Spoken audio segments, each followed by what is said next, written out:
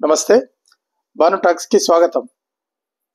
భారత్లో అక్రమ వలసదారులకు చెక్ పెట్టే విధంగా భారత ప్రభుత్వం సరికొత్త చట్టాన్ని ఈ పార్లమెంట్ సమావేశాల్లోనే తీసుకొచ్చే ప్రస్తావన ఉన్నది.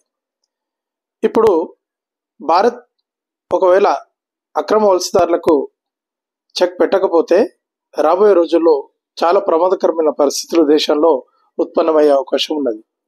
ఉదాహరణకి మయన్మార్లో అంతర్గత సంఘర్షణ ద్వారా బంగ్లాదేశ్లోకి ప్రవేశించిన రోహింగ్యా శరణార్థులు వారు బంగ్లాదేశ్లోనే ఆగకుండా భారత్లోకి వచ్చి, అది కూడా భారత్లో ఏదో సరిహద్దు రాష్ట్రాల్లో మాత్రమే ఉండకుండా జమ్మూ లాంటి క్రియాశీలక రాష్ట్రానికి వచ్చి అక్కడ కంటోన్మెంట్ పరిసర ప్రాంతాల్లో ఒక యుద్ధ తంత్రంలో భాగంగా నివాసం ఉంటున్నట్లుగా అక్కడ మిలిటరీ ఏరియాలను ఆనుకొని ఉన్న ఖాళీ స్థలాల్లో వేలాది మంది ఉండడం అనేది భారత రక్షణకు సంబంధించి చాలా ప్రమాదకరమైన పరిస్థితి.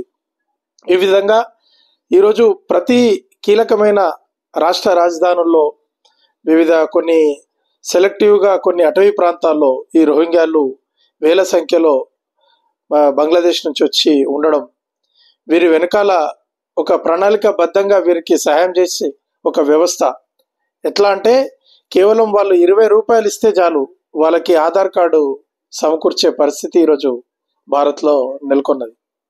కాబట్టి భారత ప్రభుత్వం వెంటనే దీనిపై చర్యలకు పూనుకున్నది. మొదటగా వీళ్ళను గుర్తించడం ప్రారంభించింది.